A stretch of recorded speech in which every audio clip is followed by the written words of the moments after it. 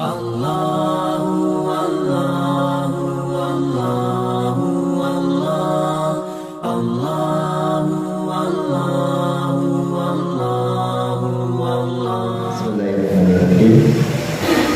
Assalamualaikum warahmatullahi wabarakatuh.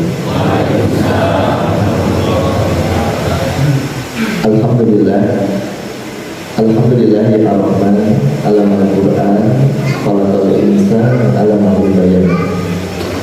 Asyhadu an la ilaha illallah asyhadu an la ilaha illallahul wahidul qahhar al-azizul ghaffar muqawwirul laili wan nahar. Asyhadu an la ilaha illallah wa asyhadu anna Muhammadan abduhu wa rasuluh. Allahumma shalli ala Muhammadin wa ala alihi wa ashabihi wa man tabi'ahum bi ihsan ila yaumil din. Amma ba'du. Alhamdulillahirabbil alamin. Puji syukur kepada Allah Subhanahu wa taala atas nikmat yang dikaruniakan Allah kepada kula panjenengan sedaya. Mugi-mugi nikmat menika nambahi ketaatan kula lan panjenengan sedaya kepada Allah Subhanahu wa taala.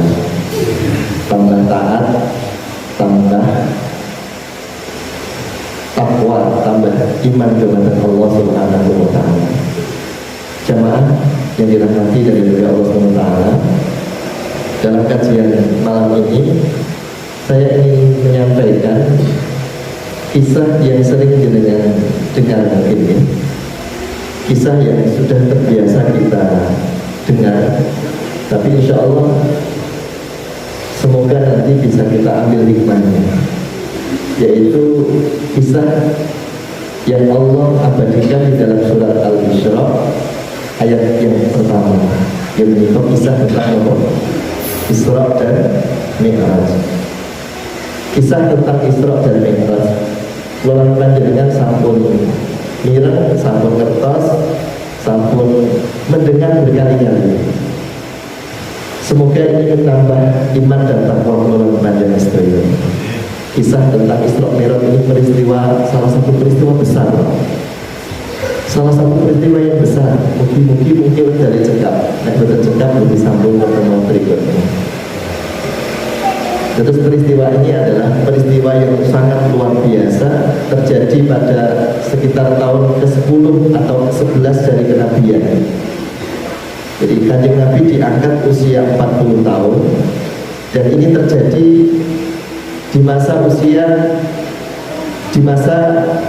tahun ke-10 atau ke-11 dari kenabian, dan terjadi sebelum hijrah ke Madinah. Dan peristiwa ini adalah peristiwa yang diawali dengan peristiwa yang luar biasa, yaitu ketika beliau sejak kecil beserta kedua orang tuanya sudah dalam kandungan, ditinggal bapaknya, beliau luar biasa. Kemudian setelah umur 6 tahun beliau ditinggal ibunya, kemudian ikut pamannya, kakeknya, kemudian ikut pamannya. Setelah ikut pamannya, subhanallah, pamannya pun meninggal. Kemudian memiliki istri Khadijah pun meninggal. Dan ketika itu pun beliau sedang gencar-gencarnya diperangi oleh orang-orang kafir saat itu di Mekah. Dan puncaknya Nabi ditinggal istrinya Khadijah, ditinggal pamannya Abu Thalib, diboikot di kota Mekah, diboikot selama 3 tahun, mboten dijak ngomong, mboten dijak dodolan, mboten dijak nopo-nopo. Pokoknya kaumnya Nabi Muhammad itu diboikot 3 tahun. Diboikot 3 tahun, Pak. Sampai para sahabat itu ada yang makan dedaunan, mengganjal perutnya dengan batu dan sebagainya. Maka Nabi menyebutnya dengan masa kesedihan. Nah, tatkala inilah setelah beliau diboikot inilah kemudian beliau di Isra dan Mi'raj kami. Ulang panjenengan satu mireng bahwa Isra dan Mi'raj itu diabadikan oleh Allah di dalam surat Al-Isra. Apa itu Isra? Isra itu perjalanan dari Masjidil Haram menuju Masjidil Aqsa. Dan Mi'raj itu perjalanan dari Masjidil Aqsa ke Sidratul Sidratul Muntaha. Isra dan Mi'raj itu inti dari semuanya itu mukjizat. Maka pendekatannya bukan pendekatan akal, tapi pendekatannya adalah pendekatan iman. Isra dan Mi'raj. Nah, yang ingin saya sampaikan nanti Pak, itu dari Mi'rajnya saya berikan. Mi'rajnya. Ketika Nabi Muhammad SAW Isra kemudian dimi'rajkan oleh Allah Subhanahu wa Ta'ala, itu waktunya lailan Pak. Lailan minal masjidil harami ilal masjidil aqsa. Waktunya hanya sebagian malam, bukan seluruhnya, bukan satu malam, bukan, tetapi sebagian malam, hanya sebagian saja. Jadi Masjidil Haram ke Masjidil Aqsa itu jauh, sekitar hampir 2000 km. Jadi Nabi pergi dari Masjidil Haram ke Masjidil Aqsa, diperjalankan oleh Allah, kemudian naik ke Sidratul Muntaha, di atas lapis langit 7. Itu dalam waktu lailan itu sebagian malam, dan kembali lagi ke bumi. Dan ini kalau tidak diimani itu tidak akan percaya. Maka ketika Nabi kembali dari langit kemudian kembali ke bumi, sebagian orang muslim ada yang murtad, kembali kepada kekafiran karena ini kebohongan yang luar biasa menurut mereka. Mana mungkin bisa berjalan dari Masjidil Haram ke Masjidil Aqsa, naik ke langit kemudian balik subuh pagi sudah kembali lagi. Ini kan mustahil, ya, bagi mereka yang tidak beriman. Bapak Ibu yang dirahmati Allah,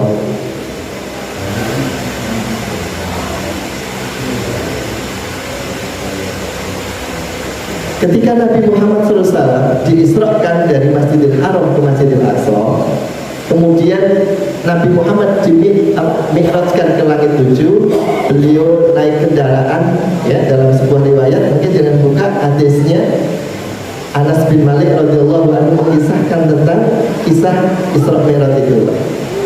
Isra Mi'raj itu kisahnya beliau diberi hewan yang namanya buraq. Diberi hewan yang namanya buraq. Buraq itu warnanya putih, lebih besar daripada keledai dan lebih kecil daripada kuda. Tetapi pengertiannya namun ngoten mawon. Jangan digambarkan orang yang menggambarkan kepalanya kepala manusia, kemudian seorang wanita, bukan. Kita mengimani demikian saja. Buraq, kemudian beliau naik, ya, kemudian diperjalankan sampai di mana? Di Masjidil Aqsa. Sampai di Masjidil Aqsa, beliau sholat 2 rakaat. 2 rakaat dan beliau mengimami sholat 2 rakaat di Masjidil Aqsa. Sinten Pak makmumnya? Makmumnya para nabi dan para anbiya. Dengan kertas. Jadi ini mukjizat. Para nabi dibangkitkan sejenak, dibangkitkan atas kehendak dan kuasa Allah. Sholat di Masjidil Aqsa 2 rakaat diimami oleh Kanjeng Nabi Muhammad SAW. Ya, yang kertas jumlah nabi itu Pak. Di dalam hadis dijelaskan jumlah para nabi dan rasul itu bukan 25, tapi 124.000 nabi dan rasul. Ya. Dan setelah sholat 2 rakaat, kemudian Nabi dikasih oleh malaikat Jibril 2 minuman, Pak. Yang satu arak, yang satu susu. Kemudian Nabi Muhammad menerima susu, memilih susu. Maka Jibril pun mengatakan, selamat wahai Muhammad, engkau kalau memilih arak maka binasalah umatmu, ya, binasalah umatmu. Maka Bapak Ibu, saya hanya ingin menjelaskan satu hal saja nanti. Walaupun di dalam Isra Mi'raj itu hikmahnya sungguh luar biasa banyaknya, tetapi saya ingin menyampaikan perjalanannya dulu. Ketika Nabi Muhammad dari Masjidil Aqsa, beliau naik ke langit yang pertama. Ketika naik di langit yang pertama, ditanya oleh malaikat penjaga langit yang pertama, "Man hadza? Siapa ini?"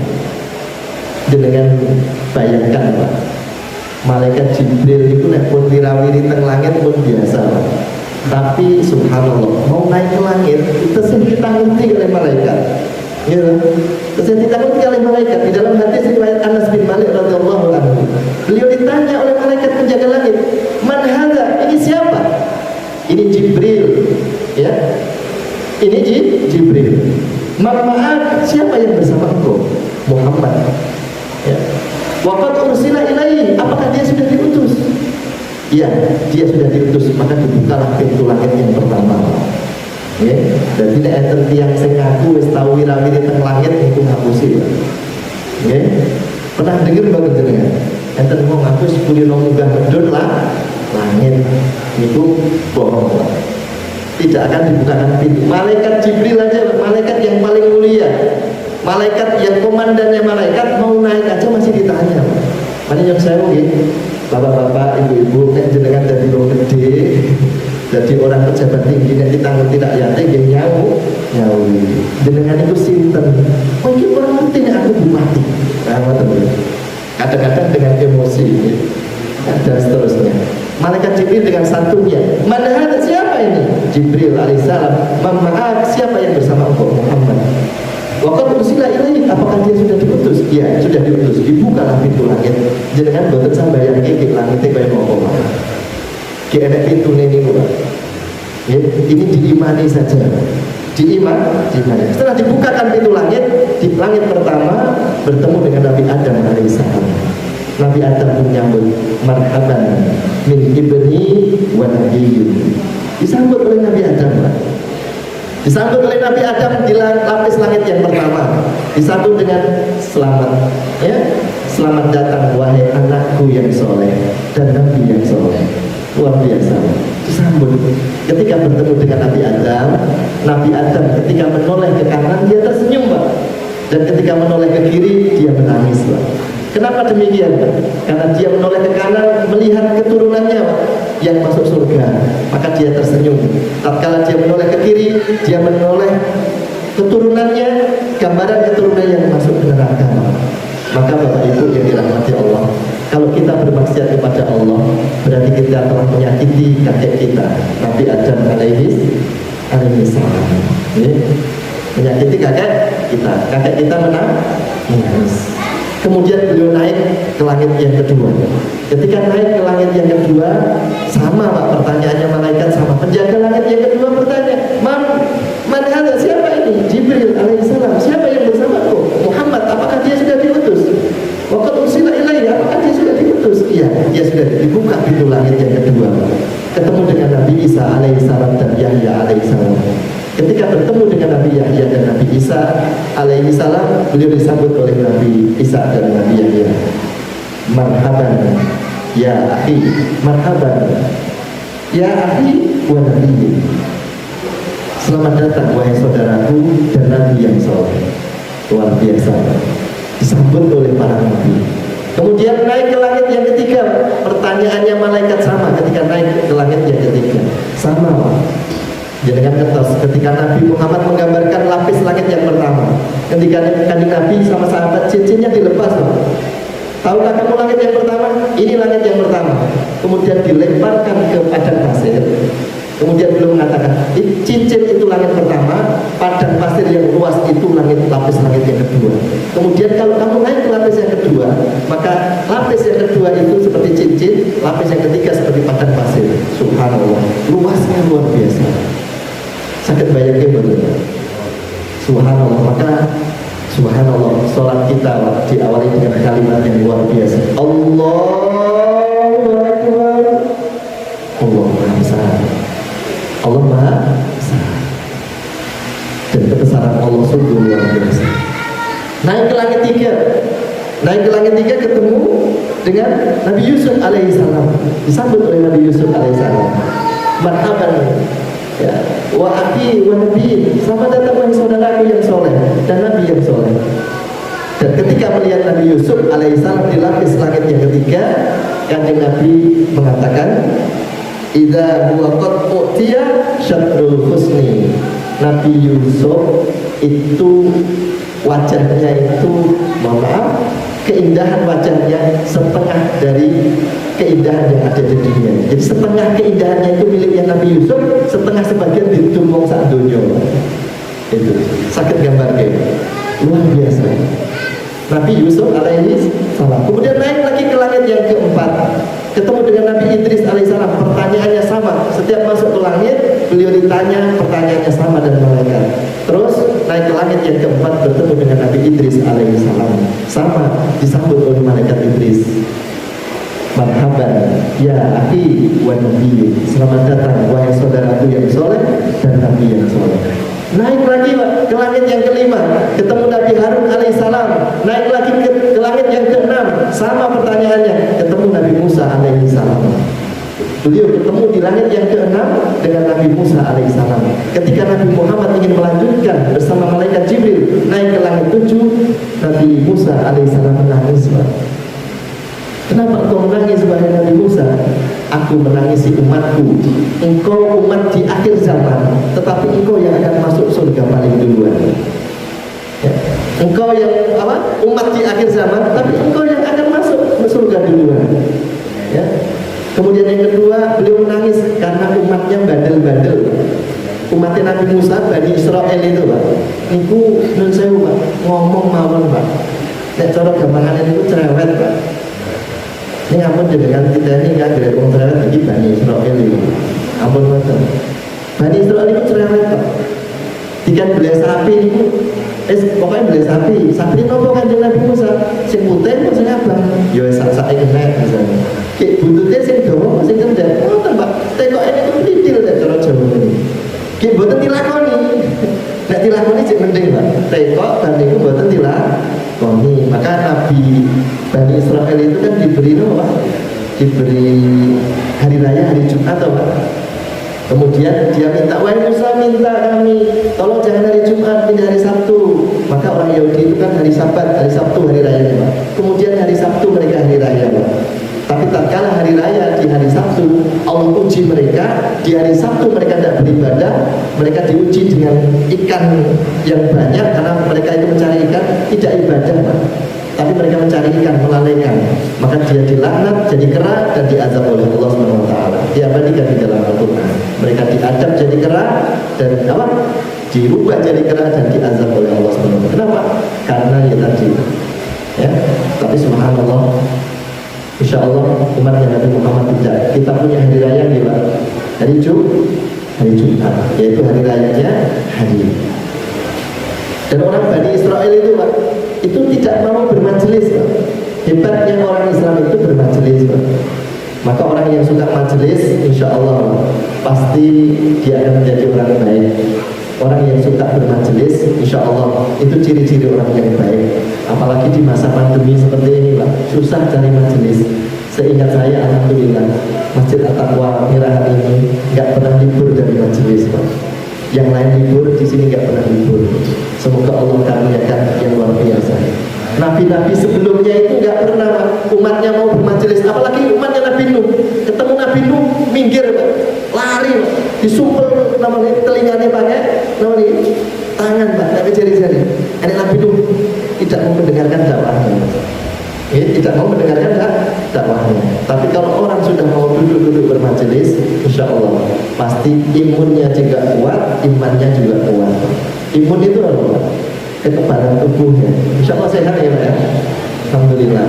Pokoknya nek kurang bermajelis, insya Allah saya sehat. Kenapa tidak sehat, Pak? Mau didoakan. Ketemu temannya, assalamualaikum, waalaikumsalam, semoga sejahtera, selamat dulu. Iku nek ketemu satu orang, yang jangan ketemu 10 orang. Assalamualaikum, setiap berjabat tangan, kedua tangannya menempel, Allah gugurkan dosa keduanya. Kok betul sehat kebangetan? Kalau di rumah saja sakit, Pak. Gitu, Pak. Sakit, social distancing, bukan berarti buatan purun sosial, ya. Buatan purun menjaga tidak. Maksud saya di rumah terus, ya. Kapan mau sehatnya? Sehatnya kan ketemu sedulur itu, Pak. Ketemu teman, alhamdulillah senyum, ya. Dan seterusnya, ya. Jadi ketemu Nabi Musa nangis, Pak. Karena umatnya Nabi Musa itu banyak, umatnya itu pembangkang. Maka Nabi Bani Israel itu luar biasa. Sampai sekarang juga begitu, Pak. Orang Yahudi itu luar biasa. Maka Nabi Musa pun menangis. Kemudian Nabi Muhammad melanjutkan naik ke langit 7. Ketika beliau sampai di langit 7, sama pertanyaannya di langit pertama, kedua, ketiga, dan seterusnya. Di lapis langit yang ketujuh beliau bertemu dengan Nabi Ibrahim alaihissalam. Subhanallah, Nabi Ibrahim alaihissalam yang kita sebut-sebut di dalam sholat. Kan cuma dua nabi yang disebut di dalam sholat, Nabi Muhammad dan Nabi Ibrahim. Ketika awal tasyahud ya, Allahumma sholli ala Muhammad wa ala ali Muhammad kama shallaita ala Ibrahim. Dua nabi yang disebut. Nabi Ibrahim di lapis langit yang ketujuh, langit yang tertinggi. Beliau ketika itu berada di Baitul Ma'mur. Apa itu Baitul Ma'mur? Ketika Kanjeng Nabi, Baitul Ma'mur itu pusat ibadahnya penduduk langit. Kalau pusat ibadahnya penduduk di bumi di mana, Pak? Mekah, Ka'bah, pusat ibadahnya, maka seluruh masjid arahnya ke sana, Pak. Jangan pernah ngertos masjid arahnya ngidul, Pak. Nah, itu sesat, Pak. Mungkin jangan buka. Ngidul pengetan, kecuali di daerah yang lain. Mungkin di Amerika arahnya mungkin ke timur atau mana ya. Itu semuanya menuju ke Mekah. Baitul Ma'mur, Nabi Ibrahim sedang di Baitul Ma'mur. Apa Baitul Ma'mur itu? Baitul Ma'mur itu adalah pusat ibadahnya penduduk langit, Pak. Pusat ibadahnya penduduk langit. Dan setiap hari 70.000 malaikat masuk ke Baitul Ma'mur dan tidak pernah kembali lagi, Pak. Luasnya Baitul Ma'mur, subhanallah, lebih luas daripada langit dan bumi. Luasnya sungguh luar biasa. Baitul Ma'mur setiap harinya 70.000 malaikat masuk dan tidak pernah keluar, Pak. Setiap hari sampai sekarang. Subhanallah. Jadi malaikat itu banyak, Pak. Maka jenengan belajar di sekolah, ampun mengatakan malaikat itu ada 10 malaikat atau 10. Betul, Pak. Ya, yang masuk ke Baitul Ma'mur aja setiap hari itu 70.000. Dan ketika sudah sampai di langit lapis yang ketujuh, beliau akhirnya dibawa ke Sidratul Muntaha. Dan ketika Nabi Muhammad, ini yang mau saya sampaikan dalam kajian ini, ketika beliau diangkat ke Sidratul Muntaha, di atas langit ketujuh, di atas langit tujuh, di singgasananya Allah, Ars, itu ketika beliau masuk, Jibril mengatakan, Muhammad, saya cuma bisa mengantar di sini. Kalau saya naik, saya terbakar. Subhanallah. Saya sampaikan tadi, Pak, malaikat Jibril itu malaikat yang paling mulia di antara seluruh malaikat yang di langit. Malaikat, komandannya malaikat. Tapi ketika sudah sampai di Sidratul Muntaha, malaikat Jibril tidak boleh masuk ke Sidratul Muntaha. Yang boleh masuk hanya Nabi Muhammad SAW. Nabi Ibrahim cuma mengantarkan sampai situ. Sungguh luar biasa. Jangan sakit bayangin dulu, Pak.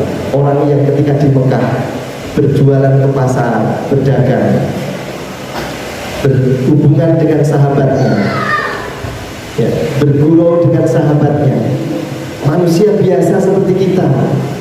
Kemudian dia juga berdagang, membawa makanan, memanggul makanan untuk diberikan fakir miskin, dipikul sendiri, Pak. Bahkan beliau sama orang kafir dicaci maki, diolok-olok, dihina. Bahkan tidak hanya dengan suara, Pak, disakiti dengan fisiknya, ya, disakiti. Jangan ngetos, di langit beliau menjadi orang yang paling mulia, dimuliakan oleh Allah, masuk ke Sidratul Muntaha, diangkat oleh Allah ke Sidratul Muntaha. Manusia yang paling mulia di sisi Allah Subhanahu wa Ta'ala adalah Nabi Muhammad SAW. Maka sudah sepantasnya dan sudah seharusnya kita berselawat kepada beliau. Allahumma sholli ala Muhammad wa ala ali Muhammad kama shallaita ala Ibrahim wa ala ali Ibrahim wa barik ala Muhammad wa ala ali Muhammad kama barakta ala Ibrahim wa ala ali Ibrahim innaka Hamidum Majid. Subhanallah. Semoga kita nanti juga bisa demikian. Kita nanti juga bisa demikian. Ya, luar biasa. Nabi Muhammad menjadi makhluk yang paling mulia di sisi Allah. Maka pantas Allah menyebutnya kekasihnya. Kekasih Allah Subhanahu wa Ta'ala. Malaikat Jibril tidak boleh ikut. Dan ketika di Sidratul Muntaha, dan apa yang diperintahkan? Allah memberikan titah, memberikan wahyu. Di tempat yang mulia, di tempat yang tertinggi, hanya Nabi Muhammad boleh hadir di situ. Allah memanggilnya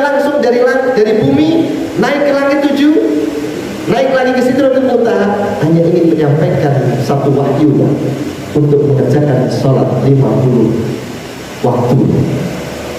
50 waktu. Dan ketika itu Nabi Muhammad menerimanya, tidak menolak, tidak membantah, tidak bertanya, diterima 50 waktu itu.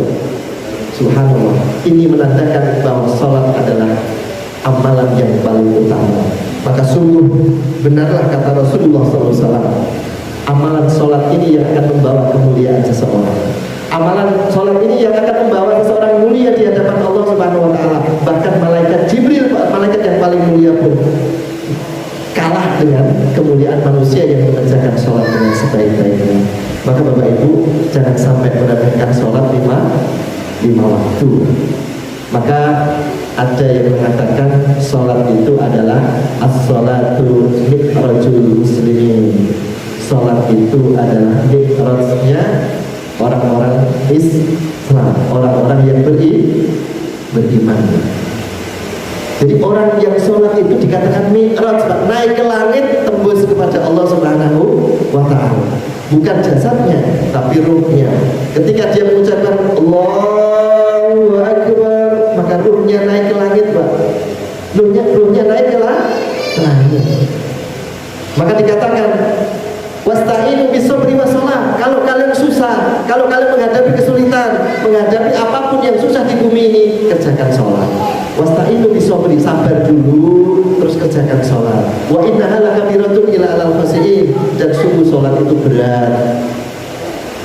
Kecuali orang-orang yang khusyuk. Siapa orang yang khusyuk? Alladzina yadhununa mulaqu rabbihim wa annahum ilaihi raji'un.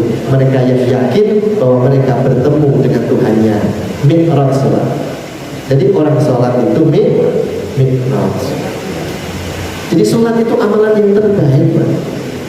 Maka sahabat Ka'ab, Rabi'ah bin Ka'ab al-Aslami radhiyallahu anhu pernah bertanya kepada Rasulullah, ya. Beliau bermalam bersama Rasulullah SAW. Kemudian beliau bertanya kepada Rasulullah SAW, as'aluka murafaqataka fil jannah. Ya, aku tanya, aku hanya minta agar aku bisa menjadi teman dekatmu nanti di surga. Rasulullah tanya kepada sahabat Rabi'ah, ya, bin Ka'ab al-Aslami, wahai Rabi'ah, mintalah kepadaku apa yang kau minta. Maka Rabi'ah pun minta, aku hanya minta besok bisa dekat denganmu, menemanimu di surga ya Rasulullah. Kemudian Rasulullah tanya, hanya itu? Iya ya Rasulullah, saya besok bisa menemani engkau di tingkat yang tertinggi. Apa jawab Rasulullah? Rasulullah pun menjawab, qala fa'inni ala nafsika bikasratis sujud. Ya, kalau memang yang kau inginkan itu, bantulah aku untuk mewujudkan keinginanmu bikasratil sujud, dengan memperbanyak sujud. Memperbanyak apa? Sholat. Ya, memperbanyak sholat. Pengen kali kanjeng Nabi bener lah. Insya Allah ya. Kalau kita ingin dekat kepada Rasulullah SAW, bikasratis sujud, ya, dekat dengan Rasulullah, perbanyaklah sujud. Maka wajar ketika Allah di Sidratul Muntaha berfirman kepada Rasulullah, ya, dan ketika Rasulullah masuk ke Sidratul Muntaha itu, Pak, Rasulullah mengucapkan at-tahiyatu lillah mubarakatu wassalawatu wa thayyibah. Kemudian Allah menjawab, wassalamu alaika ayyuhan nabi wa rahmatullahi wa barakatuh.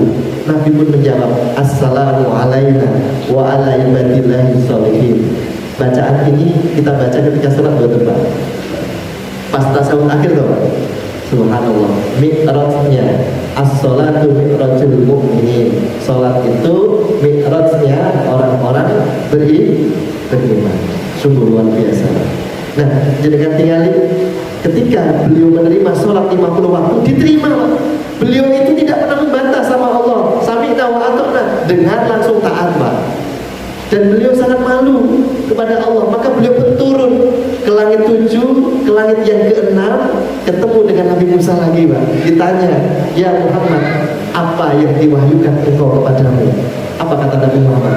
Umatku, aku dan umatku diperintahkan sholat 50 waktu. Apa jawab Nabi Musa? Muhammad, irji ila rabbik. Muhammad, kembali kepada Tuhanmu. Enggak mampu umatmu saja enggak mampu, apalagi umatmu. rabbik Muhammad, kembali Muhammad. Subhanallah. Akhirnya Nabi Muhammad kembali kepada Allah. Kemudian balik lagi, kembali lagi ketemu Nabi Musa, balik lagi dan dikurangi. Ada hadis yang meriwayatkan dikurangi 5. Berarti kalau dikurangi 5, Nabi Muhammad bolak-balik berapa kali, Pak? 9 kali. Tapi ada yang mengatakan dikurangi langsung 10, Pak. Dikurangi 10 sampai Nabi Musa, berapa Musa? Sekian ya. Terus ya Musa balik, irji ila rabbi, kembali Musa, minta keringanan. Akhirnya kembali. Terus 10 berarti baliknya berapa kali, Pak? 5 kali. Wallahu a'lam bishawab. Intinya bolak-balik. Terakhir ditanya Nabi Musa, berapa Muhammad? 5 wahai Musa. Irji ila rabbik Muhammad, kembali Muhammad. Umatmu enggak mampu. Umatmu tidak mampu. Berat umatmu. Jawab saya, Pak, berat betul, Pak. Berat, Pak. Susah betul, Pak. Susah. Kecuali orang yang khusyuk, Pak. Berat, Pak. Kita lihat, Pak. Yang ke masjid sama yang ke masjid banyak yang mana? Oke, di absen buatan saya RT. Pak RT, Pak RW. Absen ya Pak RW. Betul, Pak. Yang ke masjid sama tidak ke masjid banyak yang mana? Berat, Pak, sholat itu. Mungkin mereka sholat di rumah, Pak, tidak apa-apa. Yang penting sholat. Tapi kata Nabi Muhammad Musa alaihissalam, berat. Irji, kembali Muhammad. Apa? Ketika beliau mau kembali, beliau mengatakan, aku malu Musa. Aku malu wahai Nabi Musa. Kemudian terdengar dari atas, ini sudah ketetapan untukmu. Sholat ini tidak bisa dikurangi lagi. 5 waktu. Maka turunlah Nabi Muhammad membawa perintah sholat benar 5 waktu sampai sekarang. Kalau seandainya kita berandai-andai sholat itu 50 waktu, kita isoter sawah betul, Pak. 50 waktu, Pak. Berarti nek 24 jam, nek 50 waktu berarti sak jam adzan, Pak. Sak jam. Wong sing ping 5 adzan nek tilokne apa boleh sak jam adzan. Nggih. Setiap sak jam adzan, Pak. Jadi padahal sholat itu berapa menit, Pak? Sak jam adzan jam 12. Allahu Akbar, Allahu Akbar. Adzan teko wudu dari wong sing sholat, tekan setengah siji akeh koma. Terus zikir jam 2, Pak. Akeh arep mulai adzan meneh. Gitu. Lah sak jam adzan. Subhanallah.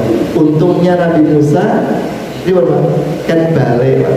Tapi Nabi Muhammad SAW mengatakan 5 waktu ini sama nilainya dengan 50 waktu. Bukankah satu kebaikan akan dibalas dengan 10 kali lipat? Gitu, Pak. Berarti kalau 5 waktu dibalas dengan sama dengan 50 waktu. Subhanallah, luar biasa. Maka Bapak Ibu yang dirahmati Allah Subhanahu wa taala, sholat 5 waktu ini sungguh luar biasa.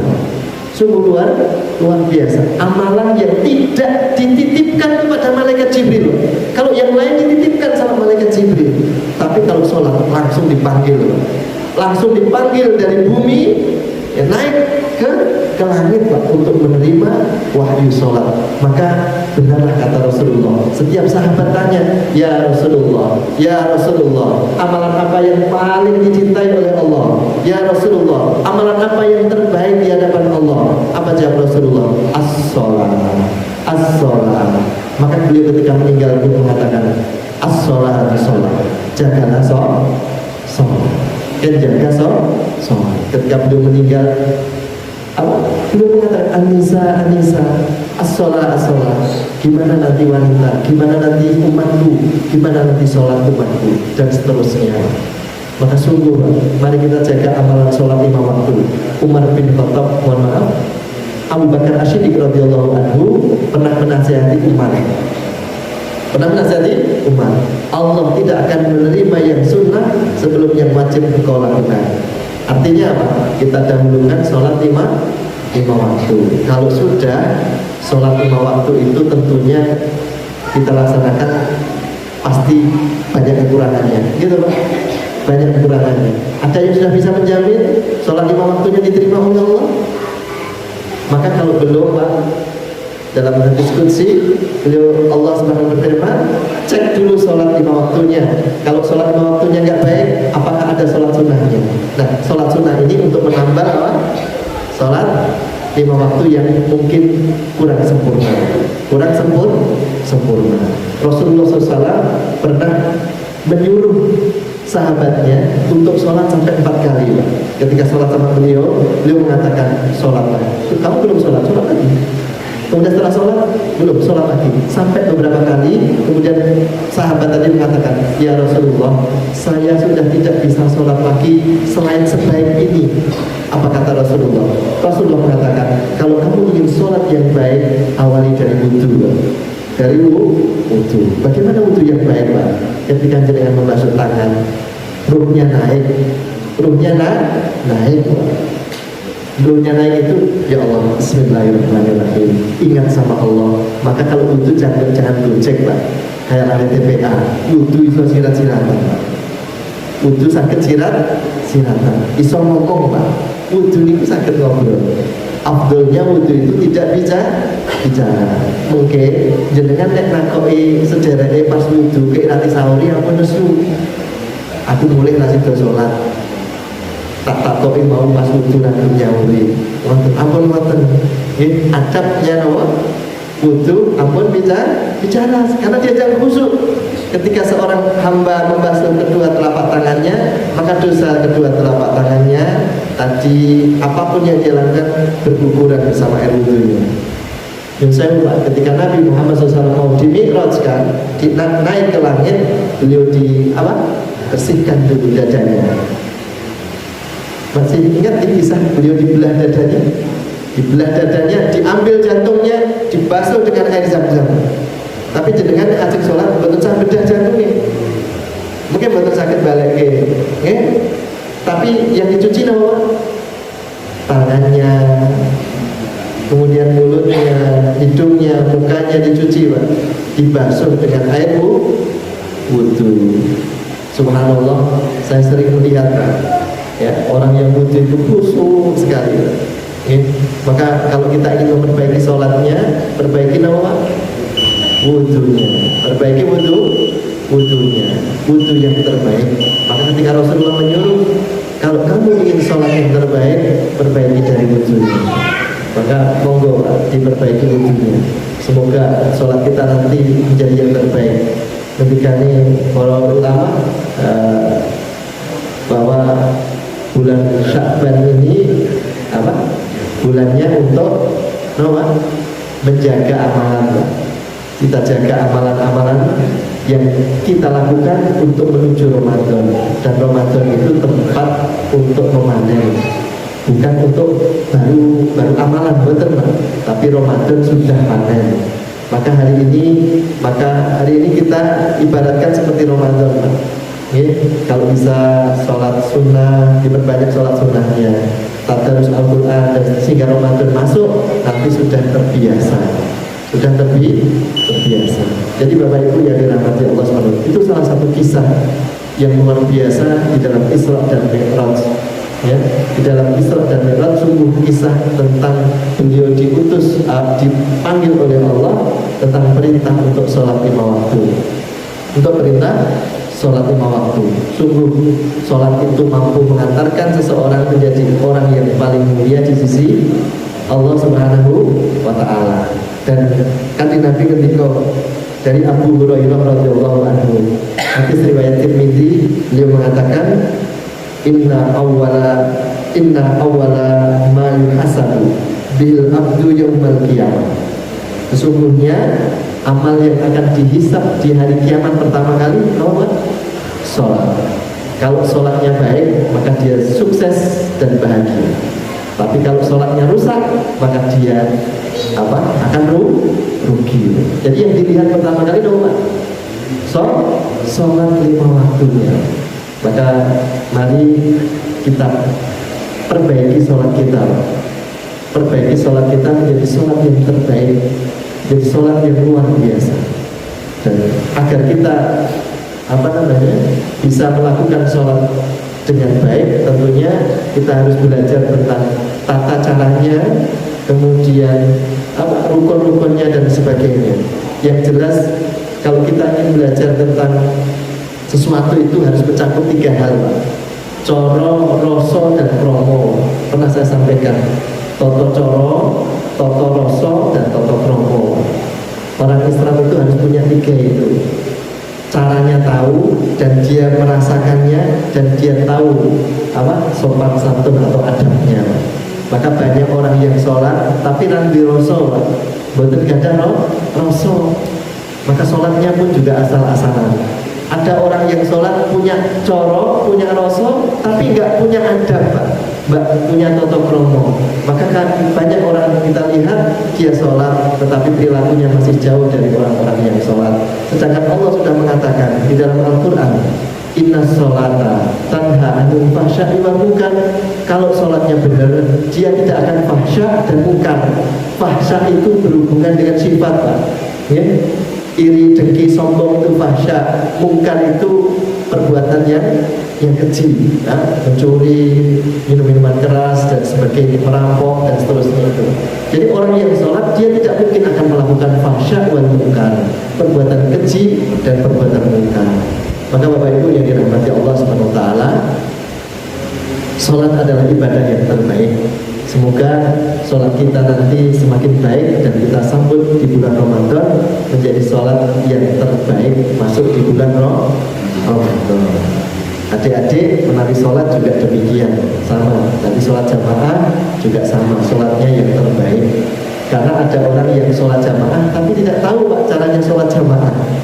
Tidak tahu caranya sholat jamaah. Namanya sholat jamaah itu mengikuti imam, Pak. Saya masih banyak melihat orang ketika imamnya takbir Allahu Akbar, dia masih nggak mengangkat tangannya.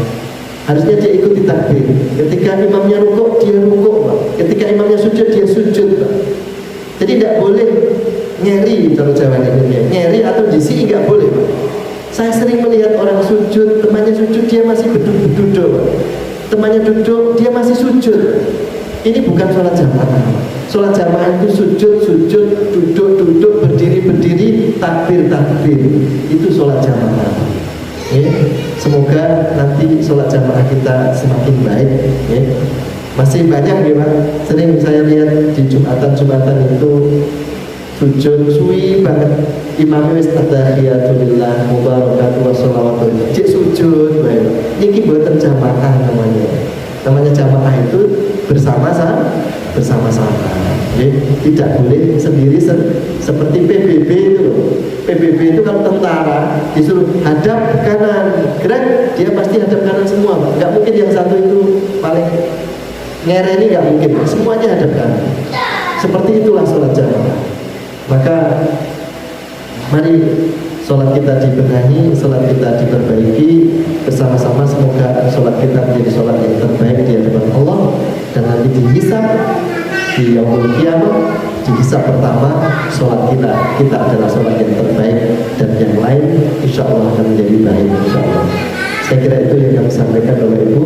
Walaupun masih banyak kisah-kisah yang lain di Isra Mi'raj ketika di Sidratul Muntaha, termasuk Nabi Muhammad diperlihatkan wujud asli malaikat Jibril. Di Sidratul Muntaha, malaikat Jibril diperlihatkan wujud aslinya di hadapan Nabi Muhammad SAW.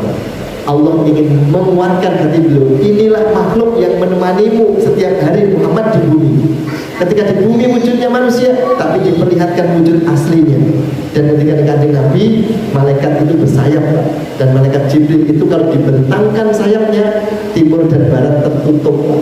Timur dan barat tertutup, Pak. Subhanallah. Jadi nek wong kafir niku ajeng nyakiti kanjeng Nabi donga, malaikat Jibril di sepak nganggo sayapnya jenengan. Sebab ini budal kabeh, Pak. Gunung hancur, kita manusia kabur kabeh, Pak. Tapi Nabi Muhammad boten itu. Maka kuat hati Nabi Muhammad, Pak.